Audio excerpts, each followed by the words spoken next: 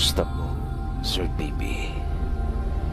Gusto ko sanang ibahagi yung naging karanasan ko nung minsang napunta po kami sa isang lalawigan sa katimugang bahagi ng Luzon. Di ko po masasabi ng tahasan na aswang talaga yung aming mga nakaharap doon. Pero base na rin sa mga kwento narinig ko mula dito sa inyong programa, ay naisip ko may posibilidad. Kaya napagdesisyon akong ibahagi na rin yung nangyari sa amin ng mga kaibigan ko, at kayo na lang ang bahalang magpasya. Madaling araw pa lang ng mismong araw ng alis namin na magkita-kita kami noon ng mga kaibigan ko sa Kamyas, doon sa may Quezon City. Napagkasunduan kasi namin doon sumakay ng bus papunta doon sa aming destinasyon. Masayang masaya noon ang lahat.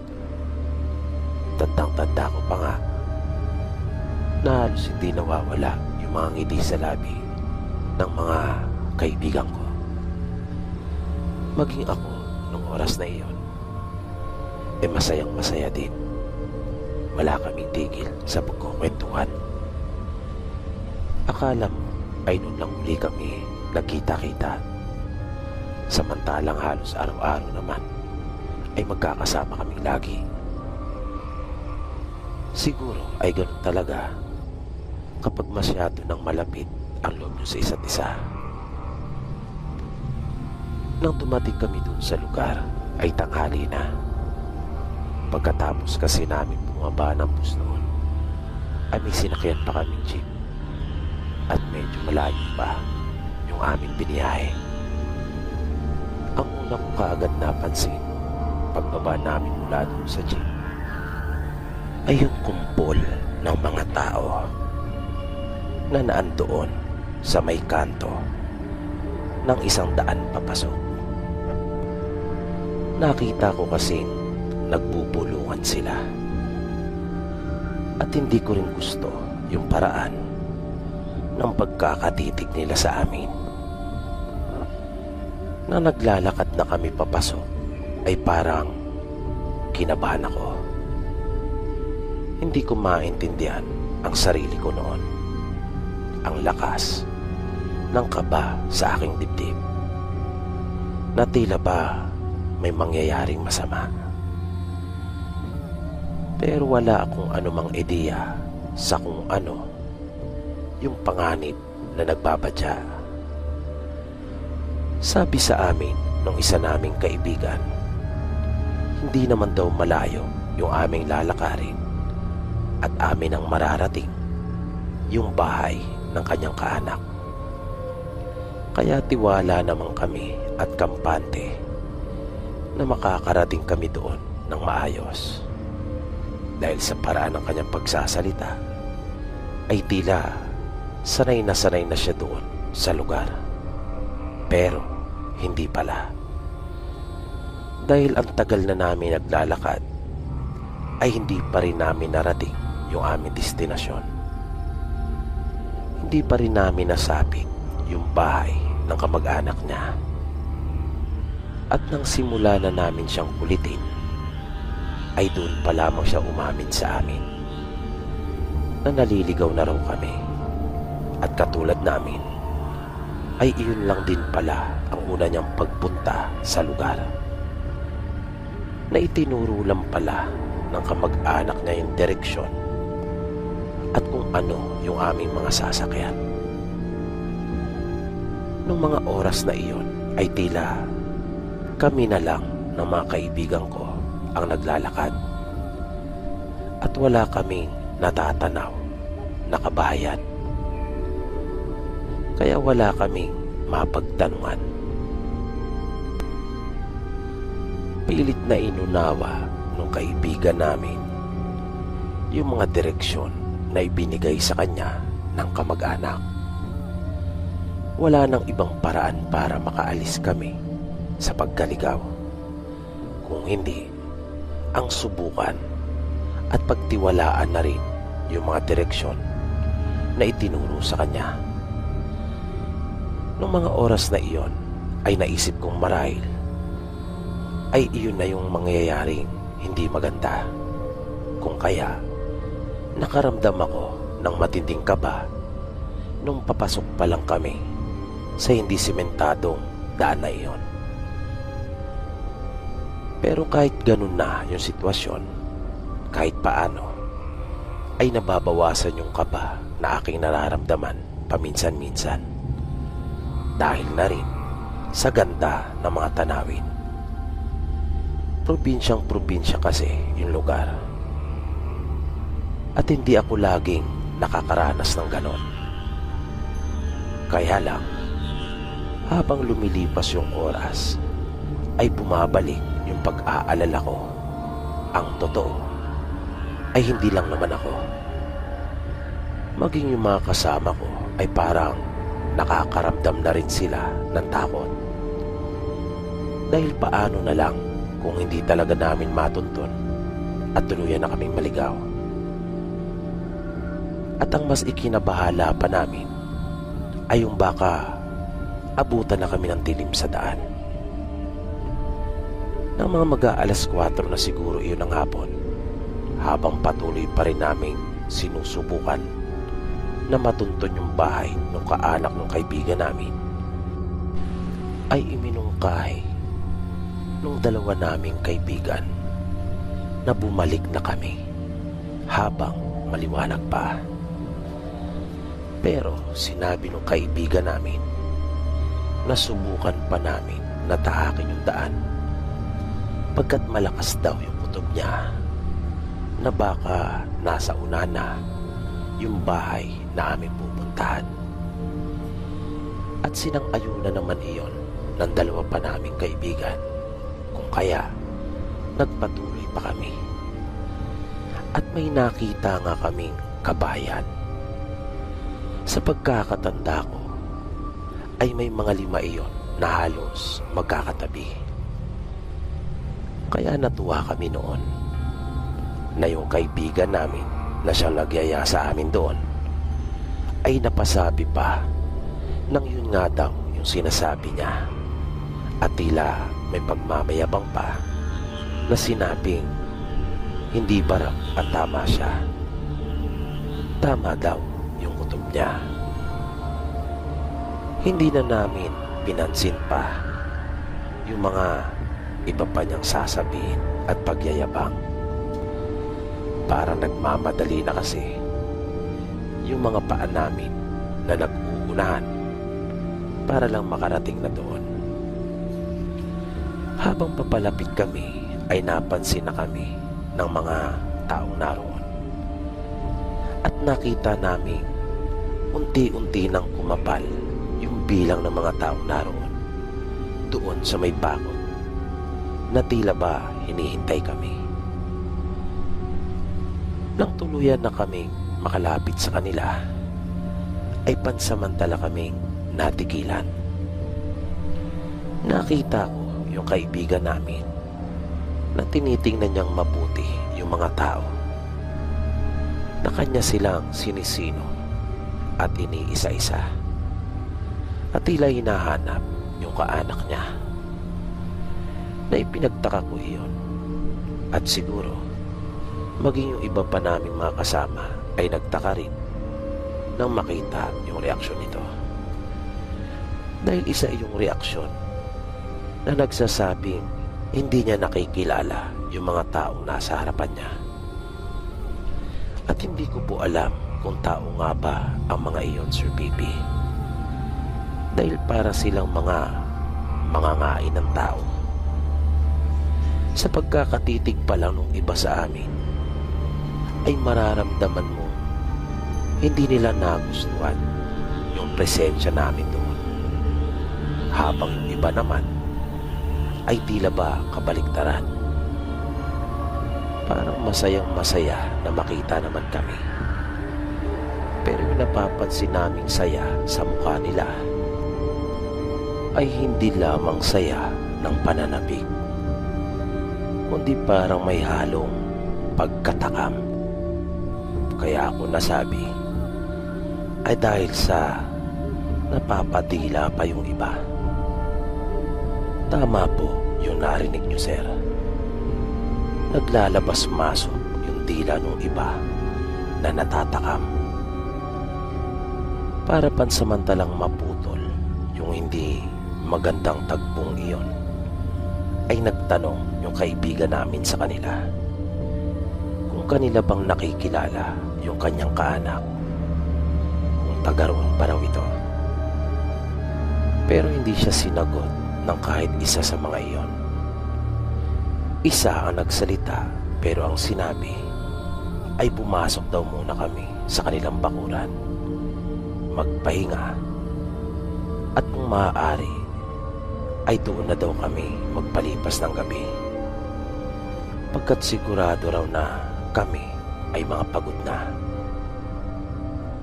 Pero dahil sa hindi magandang nararamdaman namin patungkol sa kanila, kung kaya tinanggihan namin ito at nagpasalamat na lang sa kanilang iniaalok.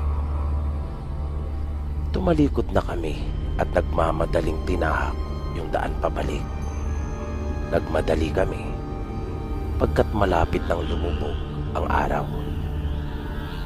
Ramdam kasi namin na may masamang tangka ang mga taong iyon sa aming magkakaibigan, na sa tingin nga namin ay hindi basta mga karaniwang tao lamang sila. Masama ang kutob namin. At medyo nahiwagaan pa nga kami sa kanila dahil parang hindi sila makalabas ng kanilang bakuran at tila umiiwas sila sa liwanag ng araw. Kaya kapansin-pansin din na yung pinagtirikan ng kanilang mga bahay ay napapalibutan ng mga malalaking punong mayayabong ang dahon, at naroon sila nakatayo kung saan mayroong lilim. Nung nakaharap namin sila, bukod sa pangamba na baka sundan nila kami, ay ipinag-alala din ng mga kasama ko yung direksyon pabalik. Hindi lang kasi isang diretso yung aming dinaanan. Sinabi ko sa kanila na ako ang mauuna at kanila na lamang akong sundan. Nung makaramdam kasi ako ng hindi maganda, bago kami pumasok at tinahak ang daan, ay binuksan ko yung malaki kong baon na kornik at nagiiwan ako ng butil sa dinaraanan namin. Kaya iyon yung sinundan namin pabalik. Nang wala na sa kalahati ang aming lalakarin para muling makabalik sa highway, ay nakasalubong naman namin yung mga nag-uumpukan doon sa kanto. At para bang tuwang-tuwa sila nang makita kami. Sinabi nilang sinundan talaga nila kami, pagkat nagtaka daw sila kung saan ang aming punta, at nag-alala na baka hindi na kami makalabas pa ng buhay. Na nang marinig namin ang sinabing iyon ng isa sa kanila, ay agad nang nabuo sa isipan namin na marahil ang tinutukoy nilang panganib ay yung mga nakaharap namin. At hindi nga kami nagkamali, pagkat nang mag-usisa pa kami ay sinabi nilang hindi umano mabuting angkan ang mga iyon na mga lahi umano ng aswang. Di ko alam, pero yun din kasi ang kutob ko. Bagaman hindi ko sila nakitang nagpalit ng anyo sa aming harapan, ay malakas ang kutob kong hindi nga talaga sila mga karaniwang tao. Nalaman namin nung huli na napaaga pala yung pagpara ng kaibigan namin sa jeep, na yung lugar pala ng kaanak niya ay sa unahan pa. At mali kami ng pinasok na daan. Hindi pala yun papunta sa kasiyahan na siyang pakay namin nung araw na iyon, kundi patungo pala sana iyon sa aming kamatayan.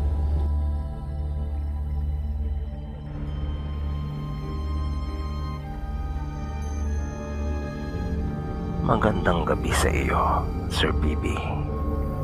Sana ay mapansin mo itong kwento ko. Tawagin mo na lang ako sa pangalang Ronnie. Ilang buwan na rin akong sumusubaybay sa iyong mga kwento. At aaminin kong nalilibang talaga ako at maraming natututunan. Kaya naisipan ko ring ibahagi itong kwentong nalalaman ko. Karanasan po ito ng tiyahin ko na si Auntie Mila. Bali siya po ang bunsong kapatid nila nanay. Sila nanay po ay taga Visayas at halos lahat sila ay doon na lumaki at nanirahan. Tanging ang nanay ko lang ang nakapagtrabaho dito sa Maynila. At nang makilala niya si Papa at nang mag-asawa na sila, ay dito na rin tumira. Kaya dito na ako ipinanganak at lumaki. Pero madalas po kaming nagbabakasyon sa kanila. Kaya kilala ko ang halos lahat ng mga kamag-anak nila nanay. Mas malapit ako sa kanila kesa sa side ng tatay ko. Dahil ni minsan ay hindi pa kami nakapagbakasyon sa kanila. Minsan, nang makauwi kami sa probinsya nila nanay, ay naikwento ni Auntie Mila sa amin yung kanyang naging karanasan na kababalagan. Doon po kasi sa probinsya nila ay pinaniniwalaan talaga ang mga aswang. Pagkat marami silang mga karanasan tungkol sa mga ito. At yun na nga, nang madaanan minsan ng kanilang kwentuhan ang tungkol doon, ay naibahagi ni Auntie Mila yung nangyari sa kanila ng mga anak niya.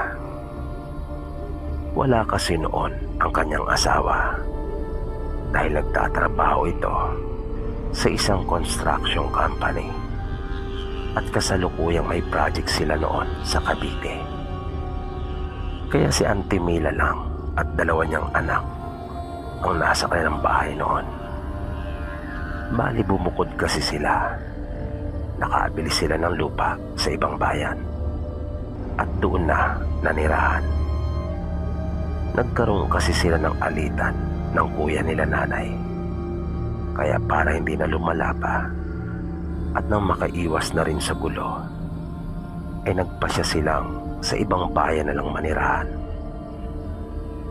Nakabili sila nga ng lupa na may sukat ito ng halos 1 hektarya na nabili lamang nila sa murang halaga. Kaso ang problema, doon pala sa kanilang nilipatan ay mayroong mag-anak na mga aswang. At bantog na bantog ito doon sa kanilang lugar. Pero nung una ay hindi pa ito nalalaman ni Auntie Mila. Hindi naman kasi siya palalabas ng bahay. Kung lalabas man, ay doon lang rin halos sa nasasakop ng kanilang lupa upang magtanim lang ng mga gulay. At wala rin naman siya gaano pang kilala doon sa kanilang lugar. At isa pa, yung lupa na kanilang nabili ay hindi malapit sa kalsada, na mahigit 200 kilometro din siguro ang layo noon. Na ang tawag doon sa kanila ay nasa gawi silang Ilaya. At solo lamang ang bahay nila. Wala silang kalapit doon. Kaya umaalis lang talaga siya sa kanila kapag magpupunta ng bayan upang mamili ng kanilang mga pangangailangan. Ang dalawa niyang anak noong mga panahong iyon ay kapwa nag-aaral pa lang sa elementarya. At ang bahay nila noon ay yari pa sa kawayan at pawid. Nang may halos 1 buwan na silang naninirahan doon, ay may dumaan sa kanilang bahay na isang matandang babae. May bakod na kawayan palibot ang kanilang bahay, na nang mapadaan ito sa gilid noon ay kasalukuyan siyang nagbubunot ng nyog o tinatanggalan iyon ng balat. Kaya nang mapatingin siya dito ay agad niya itong nginitian. Pero biglang binawi ng matanda ang pagkakatitig sa kanya. Nakita niyang huminto ito at nagtanong kung kailan daw sila lumipat doon, dahil nanibago daw ito pagkat may bahay na. Magalang namang itong sinagot ng tiyahin ko.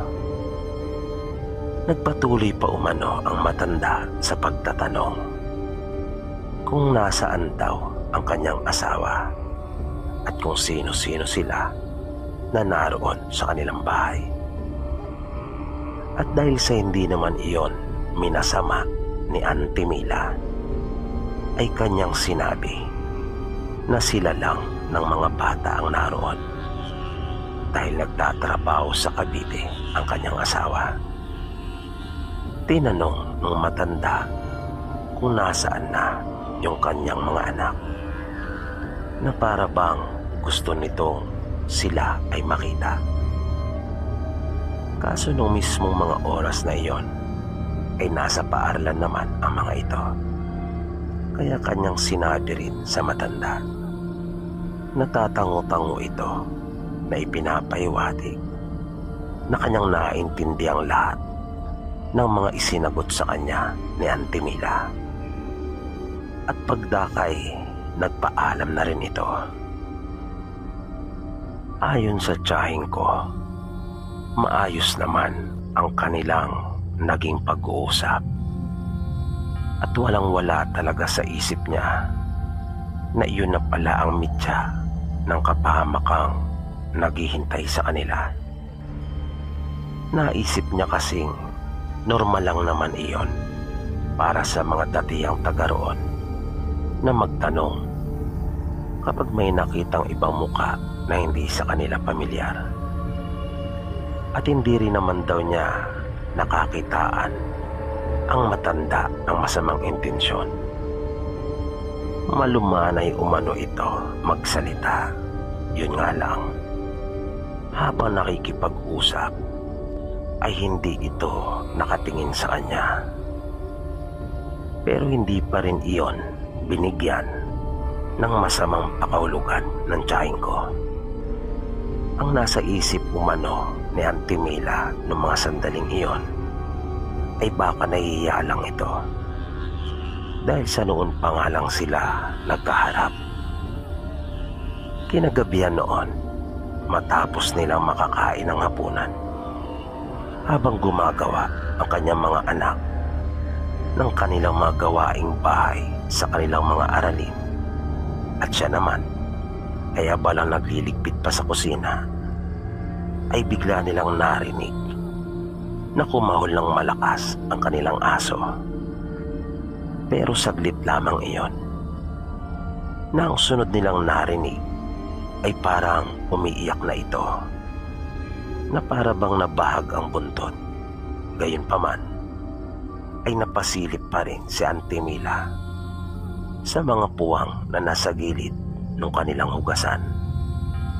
May malaking espasyo kasi doon na ang pinaka-grills niya ay kawayan. Pero wala naman siyang nakita. Medyo maliwanag naman ang buwan noon. At kung sakali mang may tao, ay makikita niya sana ang liwanag ng dalang flashlight nito o kung ano man yung pang-ilaw na kanyang gamit. Pero wala siyang nakita. Kaya medyo nakaramdam siya ng kaba. Sabi ni Auntie Mila, kanyang minadali na ang ginagawa at isinarang mabuti ang bintana at pinto ng kanilang bahay. Tinulungan na rin niya ang kanyang mga anak sa kanilang mga ginagawa upang mabilis na itong matapos. at inutusan na niya silang matulog. Makalipas ang halos kalahating oras, ay nakarinig na siya ng huni ng isang aswang. Pamilyar siya sa huni ng mga ito dahil nga sa doon na siya lumaki. At ilang beses na rin silang pinadaanan sa kanilang bahay noon, noong mga panahong dalaga pa siya. Bigla nang kumabog ang dibdib ni Auntie Mila. Pagkat tama nga ang kutob niya noong una, na kaya kahit yung matapang nilang aso ay tila naunahan ng sindak at umiiyak na nagtago. Napansin niya na tulog na ang kanyang mga anak. Tila nakahugot naman siya ng lakas ng loob mula sa kanila, lalo na nang makita niya ang kanilang maamong muka. Dahan-dahan siyang tumayo mula sa kanilang papag at tinungo ang pinakakusina ng kanilang bahay. Kinuha niya yung itak ng kanyang asawa at muling bumalik sa higaan. Maya-maya ay nakarinig siya ng pagpagaspas. Hindi siya gumalaw at nanatili lamang sa kanyang pagkakahiga. Pero pinapakiramdaman niya iyong mabuti. Hanggang sa bigla na lang may tumapo na isang ibon na kulay itim doon sa may puwang na nasa hugasan. Kitang-kita niya iyon mula sa kanyang pwestong inihigaan. Dahil sa isang diretsuhan lang naman ang pagkakayari ng kanilang bahay. Mapula ang mga mata nito at tila ba pinagmamasdan nitong mabuti ang kabuuan ng bahay. Sobrang lakas na ng kaba na kanyang nararamdaman noong mga sandaling iyon, nang biglang lumipad ang ibon at tuluyan na itong pumasok sa loob ng kanilang bahay. Sa pagkakataong iyon ay hindi na nakita ni Auntie Mila iyon, dahil sa hindi na yun abot at sakop ng kanyang paningin, dahil nga sa nakahiga siya sa kanilang papag at nagkukunyaring tulog. Pero patuloy niya iyong pinapakiramdaman. Ginamit niya muna ang kanyang imahinasyon na sa tansya niya ay nasa lupa ito na siyang pinakasahig ng kanilang bahay. Ang hindi niya lang magawang isipin ay kung nasaan na ito banda at kung ano na ang ginagawa. Nagtalukbong si Auntie Mila ng kumot para mas maitago niya yung kanyang pagkukunwari na natutulog lamang siya. Pero naninagad niya ang ilang bahagi ng bahay dahil sa manipis lang naman iyon. Idagdag pa na may pumapasok na liwanag mula sa labas dahil sa buwan. Gayon din yung liwanag na nagmumula sa kanilang lampara. Nang bigla na lamang bumungad ang ibon, na mabilis itong lumipad at dumapo sa panganay niyang anak. Muntik na talaga siyang mapasigaw dahil sa pagkabigla. Buti na lang at kanya pa ring napigilan ang sarili. Mabilis na gumana ang kanyang isipan, at para hindi matuloy kung ano man yung binabalak ng ibon na yon, na sa tingin niya at malakas talagang kanyang kutob na hindi yung karaniwan, ay agad niyang niyakap ang dalawang anak at tinandayan na kunyari ay tulog pa rin siya at hindi napansin na naroon yung ibon. Dahilan para magulat at mabugaw ito. Kaya umalis iyon sa pagkakadapo sa kanyang panganay na anak. Dahan-dahan ang hinugot ni Auntie Mila yung itak na nasa kanyang likuran mula sa lalagyan nito. Ilang minuto ang lumipas. Nagtatayuan na noon ang kanyang mga balahibo sa katawan. Pero nilalakasan lang niya ang kanyang loob, alang-alang sa mga anak. At matyaga pa rin siyang nagbantay. Nang bigla na lamang lumitaw ang isang kamay na mayroong mahabang kuko doon sa gilid ng papag at humawak sa tiyan ng kanyang anak. Halos maputol na umano ang kanyang hininga dahil sa tindi ng takot. Pero pilit pa rin niya iyong pinaglabanan at umusal siya ng maikling panalangin na sana ay ingatan sila at ilayo sa kapahamakan. Hinawakan na ni Auntie Mila ng mahigpit yung itak sa isa niyang kamay. At hindi nga siya nagkamali. Hindi karaniwang ibon yung pumasok sa kanilang bahay. Dahil dahan-dahang umangat yung ulo noon mula sa ilalim ng papag. At laking gulat niya nang kanyang mamukaan kung sino iyon. Na nanlilisik pa ang mga mata nito na animoy takam na takam sa pagkaing nasa kanyang harapan. Na nang ibukan nito ang kanyang bibig ay tumulo pa ang marami at makapal na laway nito. Na ang tanging nasabi na lang umano ni Auntie Mila ay ikaw pala yan. Sabay taga sa matandang babae na nakipag-usap sa kanya noong tanghali. Mabilis namang naiangat nung matanda ang kanyang kamay na itinakip sa kanyang ulo at mukha, kung kaya nagawa nitong masangga iyon. Pero nakita ni Auntie Mila na kanya iyong nasugatan, na mabilis nang kumilos upang makatakas. Winasak pa nito ang kanilang pintuan, na nang sundan ito ni Auntie Mila ay ang tanging nakita na lamang niya ay yung ibon na kulay itim na lumilipad ng papalayo.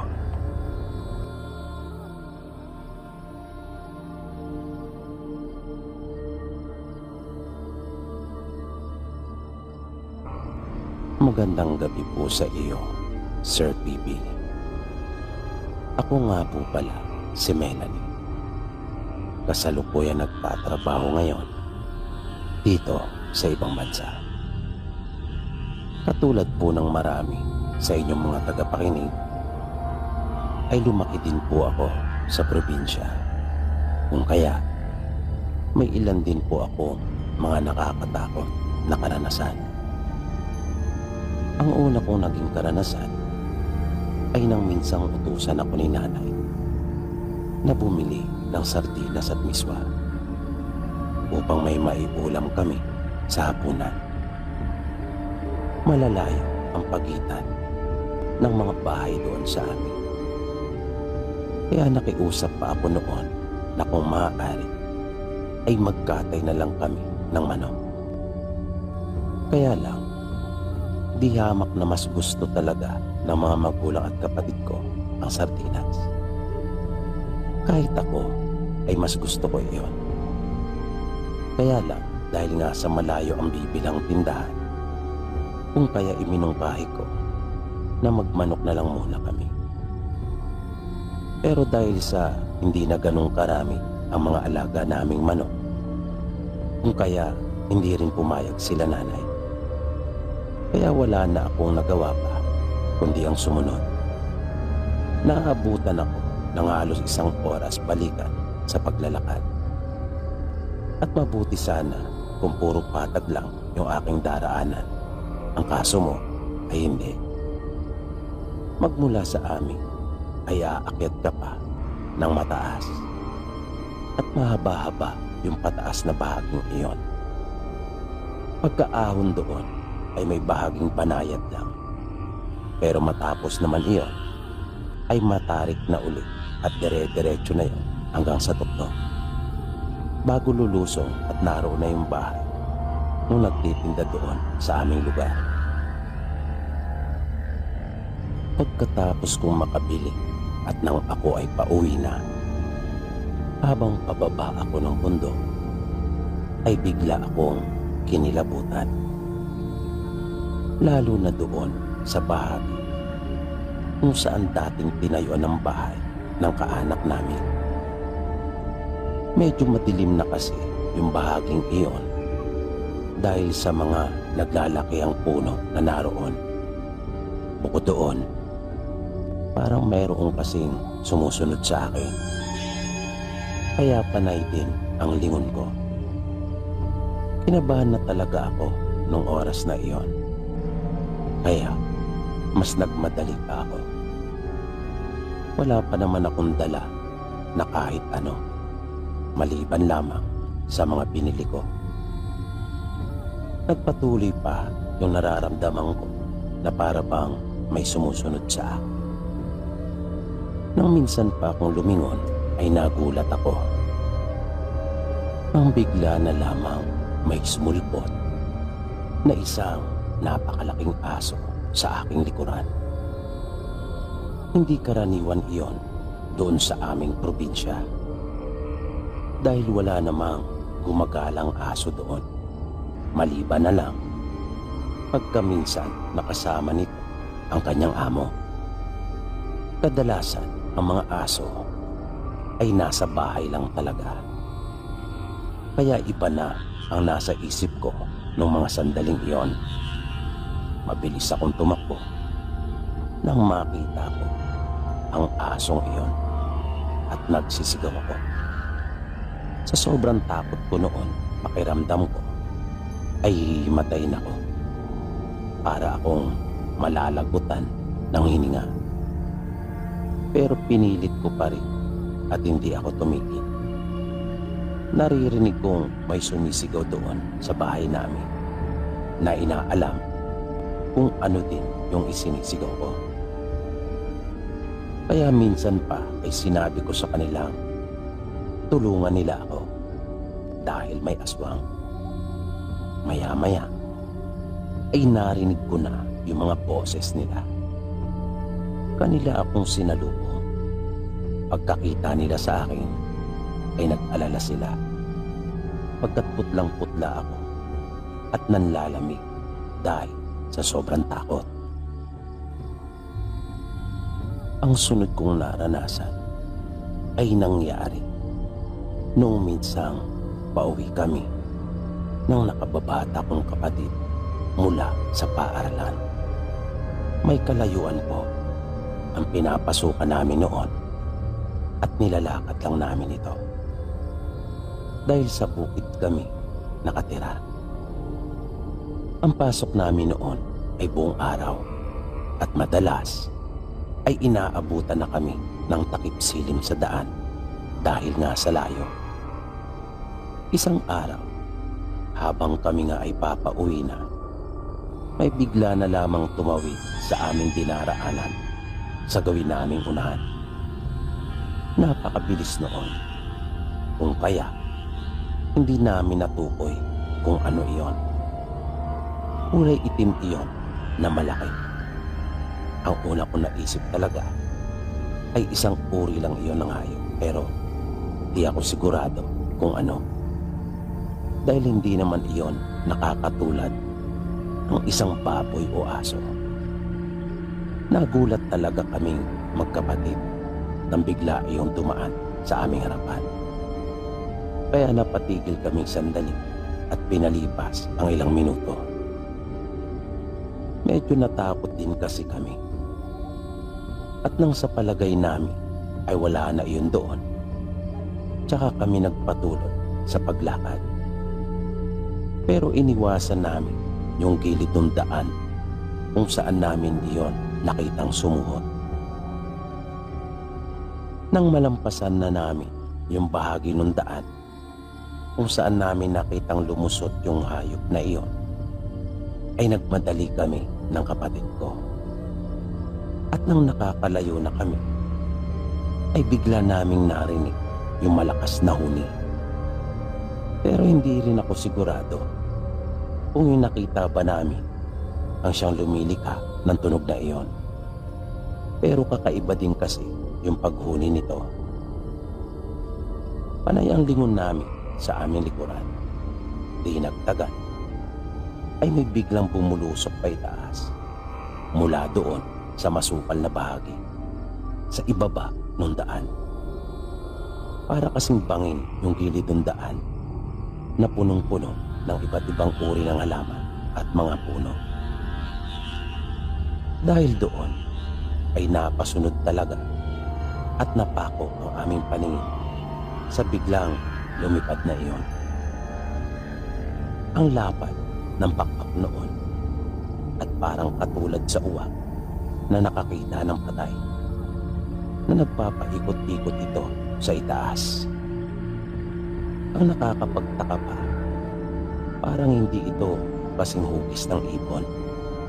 Maya-maya pa ay mas lalo nang dumilim. Kaya may halong takbo na yung ginagawa namin ng kapatid ko. Nang malapit na kami sa bahay, ay doon pa lang kami medyo nakahinga ng maluwag ng aking kapatid.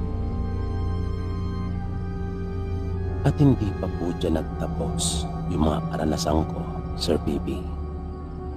Nung nag-aaral na ako ng high school, ay nangupahan po ako malapit doon sa aming paaralan. Dahil napakalayo po noon sa amin. Wala kasing malapit na paaralan ng high school doon po sa aming baryo. Nagtatrabaho na noon ang tatay ko sa Batangas bilang isang karpintero sa isang construction company. May mga kasama ako na taga sa amin at mura lang noon yung mga paupahan doon sa bayan para sa mga nag-aaral. May mga bago akong naging kaibigan noon sa mga kaklase ko, sina Lore at Nelly. Minsan, nagyaya si Nelly sa kanila. Niyaya niya kami ni Lore dahil binyag daw ng kanyang pamangkin. At dahil sa araw iyon ng Sabado gaganapin, kung kaya, nagpaalam na lang ako at nakisuyo dun sa kasama ko sa boarding house na taga sa amin, na sabihin sa mga magulang ko na Sabado na ako ng hapon makakauwi. Bali iyon yung unang pagkakataon na makakarating ako sa kanila. Kaya medyo excited din ako noong mga oras na iyon. Kinabukasan, tulad ng napag-usapan namin, ay sa harapan na lang kami ng aming paaralan nagkita-kita. Mga nagbo-board lang din kasi sila malapit doon. At nang magkita na kami, ay agad na kaming umalis. Masaya naman yung naging biyahe namin. Nang dumating kami kanila Nelly, ay naabutan naming abalang-abala ang mga taong naroon. At napansin ko napakarami nilang handa. Hindi na kami sumama pa sa chapel at nagpaiwan na lang kami. Nang makabalik na sila, ay nagsimula na ang kainan. Nabusog talaga ako sa dami ng nakain. Kaya hindi talaga sumagi sa isipan ko ang anumang masama at negatibong bagay. Kahit saan ko kasi ibalik ang aking paningin, ay puro kasiyahan ang nakikita ko. Lahat ng naandoon ay pawang masasaya. Hanggang sa nagdesisyon na kami ni Lorraine na magpaalam na. Mag-aalas 2 na noon ng hapon. Pero pilit nila kaming kinukumbinsi na kinabukasan na lang umuwi. Doon na lang daw kami matulog. Marami daw kasing ikinukwento si Nelly sa kanila tungkol sa amin ni Lorraine. Hindi ko naman binigyan iyon ng masamang pakahulugan. Naisip kong marahil ay ganun lang talaga sila mag-istima ng kanilang mga bisita. Pero si Lorraine ay panay na ang pilit sa akin at sinasabing may napapansin daw siyang mga tao na naroon na panay ang titig sa kanya at hindi umano maganda ang kanyang kutob dahil ang sasama umano nila makatingin na para bang mangangain ng tao at kailangan na daw niyang makauwi. Kaya sinabi ko sa kanyang ako rin naman ay inaasahan na sa amin na makakauwi ng hapon noong araw na iyon. Pero dahil sa mapilit ang mga magulang at mga kaanak ni Nelly, kung kaya hindi na kami nakauwi at napilitang doon na matulog. Kaya nakisabay na lang kami sa kasiyahang itinadaos nila. Nang magsimula ng mag-uwian ang mga tao, ay niyaya na kami ni Nelly sa isang silid kung saan kami matutulog ni Lorraine. Sinabi niya sa aming magpahinga na kami. Kanya ding itinuro kung nasaan ang banyo upang makapaghilamos na muna kami at makapaglinis ng katawan para mapreskuhan. Sinabi niya sa amin tutulong na muna siyang maglikpit doon sa labas at pagkatapos ay sa kanya kami babalikan. Dahil sa pagod, sandali pa lang akong nahihiga ay nakatulog na ako kaagad. Hindi ko na rin namalayan ang pagpasok muli ni Nelly sa kwarto para tabihan kami. Basta ang natatandaan ko nang magising ako ng mga madaling araw ay may naaninagan akong mayroong nakasampa doon sa may bintana na nakatalikod sa amin. Nakatirik ang mga buhok nito at sa pagkakatingin ko ay parang tila mas mahaba ng bahagya yung kanyang braso at kamay kumpara sa karaniwan. Dahil sa takot ay hindi talaga ako umimik. Hanggang sa tumalon iyon ay sinikap kong wag kumilos nang hindi niya ako mapansin. Doon ko napagtanto ang mga sinabi sa akin ni Lorraine tungkol sa masama niyang kutob. Bumalik sa aking alaala yung mga dati kong karanasan tungkol sa aswang na lalong nagpakaba ng gusto sa akin. Bigla kasing naglaro sa isipan ko na paano nga kung aswang ang mga taga roon? Paano na kung aswang nga sila Nelly? Kaya agad kong naisip na kailangan naming makatakas. Pagbaling ko upang gisingin si Lorraine ay nagulat ako nang si Nelly ang nandoon at wala si Lorraine. Lalo akong kinabahan kung baka napaano na si Lorraine. Ginising ko si Nelly at tinanap ko sa kanya si Lorraine. Nakiusap ako sa kanya na wag nila akong saktan at maawa sila sa akin. Tila nagulat naman si Nelly at sinabing ano raw ang mga pinagsasabi ko. Hanggang sa pinuntahan na rin kami ng kanyang mga magulang at kapatid. Sinabi ng nanay ni Nelly na nauna nang umalis ang kaibigan namin.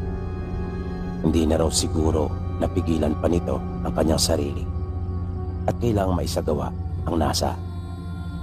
At ipinakita nito yung botelya sa amin na mababakas pa yung pag-awas.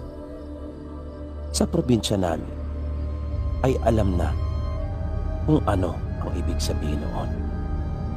Kahit kasi sa bahay ay mayroon kaming langis na ganon. Sabi ng nanay ni Nelly, pagdating pa lang daw namin ay panay na ang kulo ng langis. Kaya alam na raw nilang mayroon silang aswang na bisita. At dahil sa hindi umano iyon tumigil sa kanyang pagkulo, ay malinaw na raw na kaming dalawa o isa sa amin ni Lorraine ang aswang. kaya nakikiramdam lang daw sila sa kabilang silid. Noong una ay parang hindi pa namin matanggap na may lahing aswang pala ang kaibigan namin na si Lorraine. Pagdating ng araw ng Lunes ay hindi na pumasok pa sa aming paaralan si Lorraine. At bago matapos ang isang linggo ay nabalitaan naming lumipat na ito ng paaralan. Ipinagtaka ng aming mga guro at kamag-aral ang biglaang paglipat na iyon ni Lorraine. At dahil sa kami ang kaibigan nito, kung kaya kami ni Nelly ang madalas nilang tanungin, na sinasabi na lang namin wala rin kaming ideya kung bakit ito lumipat. Sinasabi namin wala naman itong naikukwento na may balak palang lumipat.